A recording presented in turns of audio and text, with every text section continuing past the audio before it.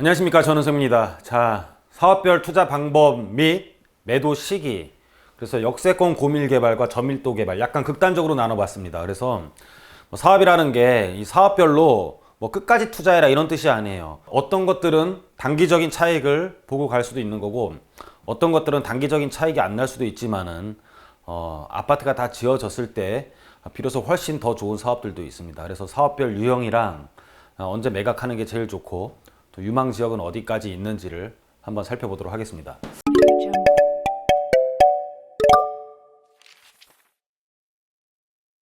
자, 사업별 비교를 해보면은요, 일단 저밀도 개발이랑 고밀도 개발, 역세권 개발, 용적률 700%까지도 개발이 가능하죠. 그러니까 용적률이 굉장히 높아요, 역세권 개발은. 그리고 저밀도 개발은 현행 용적률에 맞게 단지 배치를 통해서 사업이 진행이 되겠죠. 근데 역세권 개발은 현행 용적률보다 훨씬 더 용도 지역을 상향시켜서 더 높은 용적률을 주는 사업이죠. 그러다 보니까 사업성은 상대적으로 낮고요, 사업성은 상대적으로 굉장히 높습니다.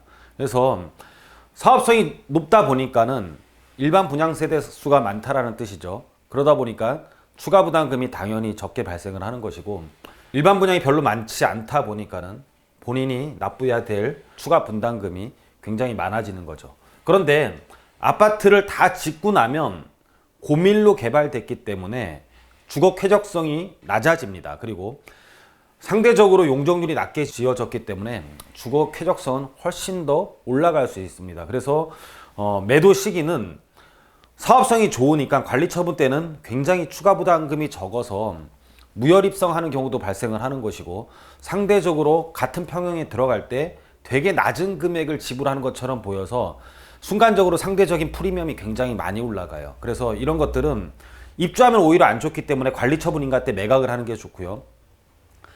사업성이 낮으면서 어떤 큰 평수들이 인기가 있고, 그리고 쾌적한 지역일수록 인기가 있는 지역들은 매도 시기를 쾌적성이 확보된 다음에, 모든 것들이 눈으로 확인 가능한 다음에 가치가 비로소 보일 때 매각을 하는 게 훨씬 더 유리하다는 것을 말씀드립니다. 그래서 우리가 고밀역세권 개발은 끝까지 가져가려고 투자를 하는 게 아니라 사업성이 좋은 것들이 세상에 알려졌을 때 그만큼 프리미엄을 많이 받고 팔아버리면 되는 겁니다. 그래서 저희가 얼마 전에 수색 역세권에 대해서도 한번 설명을 드린 적이 있습니다. 그거는 거기에 거주하라고 저희가 말씀을 드린 게 아니고, 사업성이 굉장히 좋은 것들은 사업시행 인가라든지 또는 관리처분 되기 전 또는 관리처분에 모든 것이 알려졌을 때 매각하면은 극대로 수익을 극대로 우리가 발휘할 수 있기 때문에 설명을 드린 거고요. 자, 계속해서 보도록 하겠습니다. 역세권 개발은 요즘에 역세권 개발로 추진할 만한 곳이 많지가 않아요. 왜냐면은 서울시에서 역세권, 그러니까 장기 전세 주택이 들어올 수 있는 지역에 대해서 굉장히 강화를 해놨습니다. 거기에 대한 내용인데요, 어떻게 강화되는지 한번 보도록 하겠습니다. 역세권 개발 기준 이 개정이 굉장히 많이 바뀌었어요. 그래서 시는 역세권 장기 전세 주택은 6월 운영 기준 개정 이후 1년 사이 사업지가 36개소 늘어났는데 갈등이 너무 많아요. 그리고 다른 사업과 중첩이 되니까 잘 진행이 안 됩니다. 그래서 지난해 시는 준주거지역 용적률 완화 여러 가지 35층 충수 규제 폐지 여러 가지 확대했는데 사업이 진행이 안 되는 것을 알아버렸기 때문에 여기에 대해서 기준을 개정을 하게 되죠. 기준 개정을 하면서 서울시에서는 기존의 역세권 개발을 추진하던 곳들이 난리가 났습니다. 다 폐지 또는 어떻게 해야 되냐, 현행 서울시 역세권 개발 기준에 맞는 곳들이 거의 없어요. 그래서 저희가 찾아낸 곳이 사실은 수색 역세권이고요. 역세권 개발 기준 개정에 대한 내용들을 보면은요, 노란 글씨는 제가 따로 쓴 거고, 이 하얀 글씨는 서울시 보도자료 그대로의 내용입니다. 구역 확대로 인한 갈등 해결 방안으로서 기존의 3,000제곱미터 이상으로 상한이 없었던 게 그냥 3,000제곱미터 이상이면 됐었어요. 그러니까 구역이 굉장히 커질 거 아니에요.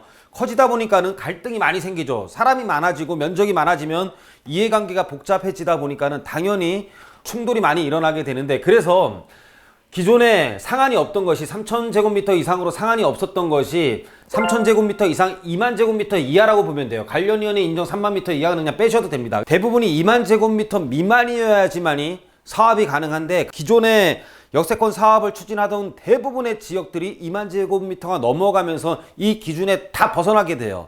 그래서 이런 지역을 찾는 게 굉장히 중요합니다. 그리고 다른 사업과의 중첩을 고려하여 블록 개수를 제한합니다. 그래서 가로구역, 하나의 블럭들이라고 하죠. 하나의 블럭들이 2개 이내로 대상지 면적이 제한됩니다. 그래서 시는 대상지 요건 개선을 통해 노후도 동의율 등 사업 요건 충족을 위해 무리하게 구역을 확대하면서 토지 면적 동의율 확보가 저조의 사업이 장기화되고 주민 갈등이 생기는 사례를 줄어들 것으로 기대하고 있다. 그러니까 대상지 면적을 완전히 줄여버리면서 기준을 강화하고 면적도 제한을 한 거예요. 그러니까 조그맣게 빨리 해라 그 뜻입니다. 조그맣게 빨리 해라 이 뜻이다 보니까는 기존에 조금이라도 사업 면적이 컸던 데들이 굉장히 진행이 어려워진 거예요. 그래서 사업 면적이 작으면서 역세권 개발이 가능한 곳을 찾는 게 굉장히 어렵고 저희는 그런 곳들을 투자할 만한 곳이라고 생각을 했던 것입니다. 거기에 대한 내용을 다시 한번 보면은 3000제곱미터 이상, 계획세대수 100세대 이상이고 노후도는 전체 건축물의 2분의 1 이상이었던 것들이 어떻게 바뀌었냐면 지금 이렇게 바뀐 겁니다. 3000제곱미터 이상은 동일하고요. 한도를 2만으로 정해놨습니다. 2만으로 정해놨고 그리고 사용검사 후 20년 이상 경과한 건축물이 사업 대상지 내 전체 건축물 수의 2분의 1 이상인 지역이 지구단위 계획 수립을 할 수 있는 거고 이 지구단위 계획 수립과 정비계획 수립은 또 다른 내용이에요. 정비계획 수립 내용을 한번 보도록 할게요. 정비계획을 수립을 하기 위해서는 기존에는 노후도 30년 이상이면 됐었습니다. 노후도 30년 이상 경과 건축물 비율이 30% 이상이면 됐었는데 더 강화가 됐어요.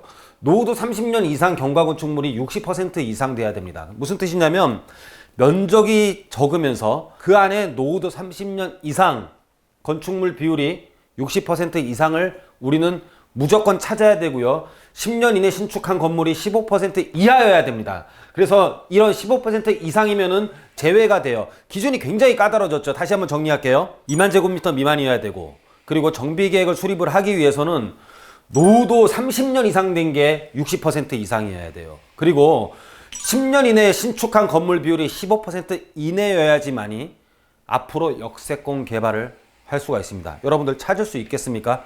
저 엄청나게 찾다가 찾은 곳이 수색이었고 그래서 여러분들한테 소개를 시켜드렸던 거예요. 그래서 수색력에 대해서 한번 살펴보면은요. 노후도 20년 이상인 게 72.3%고요.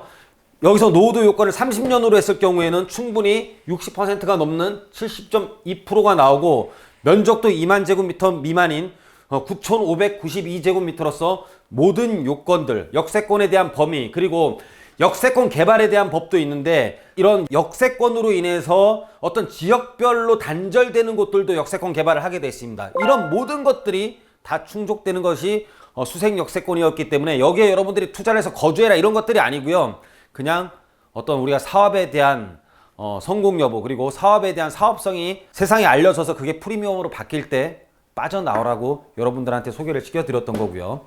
그리고 또 하나 저층 개발에서는 끝까지 갖고 있어야 된다. 저희가 강조했던 남산 주변 지역들 이런 것들은 비로소 아파트가 돼야지만이 그 효과는 훨씬 더 발휘할 수 있습니다.